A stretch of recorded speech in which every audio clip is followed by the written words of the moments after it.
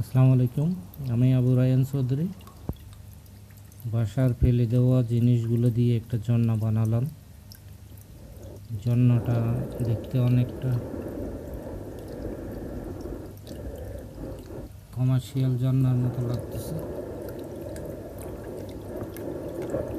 সব কিছু বাসা থেকে নষ্ট জিনিস দিয়ে বানানো। দেখেন কি সুন্দর একটা ঝর্ণা।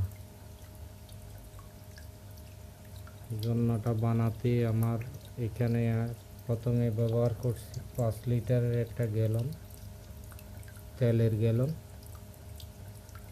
আর পাকার মতো যেটা ঘুরতেছে এটা ওষুধের চামচ দিয়ে বানাইছি।